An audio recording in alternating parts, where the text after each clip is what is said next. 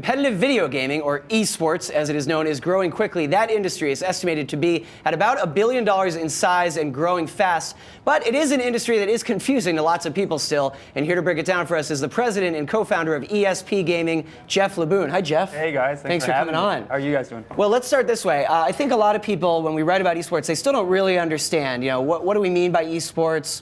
How is it getting so big? Because there are people who play video games at home and they might still not understand. Sure. So tell us a little bit about why you think it's growing so quickly, and then your role, ESP Gaming, because there's the differentiation between, the companies that are making the games and then companies that host the events. Sure. I think the easiest way to think about esports, right, it's a subset of gaming.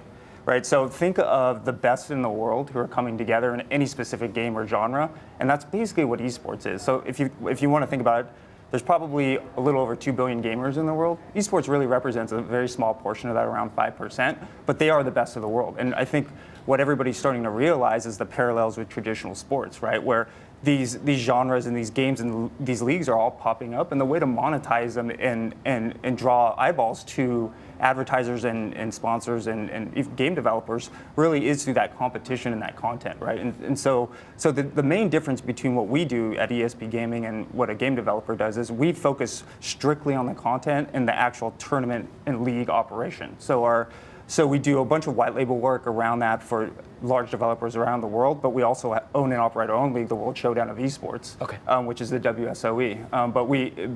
Our league is really modeled after the UFC, right? And what we're really trying to do is tell player stories and put that narrative in the hands of outside of the core gaming and the gamers in those communities into a more non-endemic audience. You were previously the head of media and content of esports at Amazon. Yep. So continuing this conversation, when you think about Amazon's foray into sports, into this whole realm, are you nervous? Are you working closely with Amazon? Can you see them as a partner here? They're definitely a partner. So Twitch is an Amazon-owned company, is one of our largest partners, and a lot of our content sits there.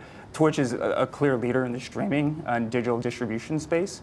So for us, partnering with them is the best way for us to get our content that we think is the best in the world out into the communities. Can you see yourselves being acquired and going back into the Amazon world? Who knows, right? But and again, I think with the level that our team is producing, I think anything is really possible. But really, what we're trying to focus on is really bringing that value back to not only viewers, gamers, but also the game developers, right? If we can do that, I think our path to success is really close. Jeff, we have to wrap up very quickly. Are these video game players pro athletes? From my perspective, they are pro athletes, right? Because, and I'll give you my perspective on that. Because they have to put in just as much work as a pro athlete would, and they have skill sets that are best in the world, just like pro athletes have. And when you take all of that into account, I 100% think they're a pro athlete. Yeah, Don't knock it till you try it. All right, we should all try it. It's Jeff not Liboon, easy. thanks so much. Thank you, ESP guys. Gaming, thanks for joining us.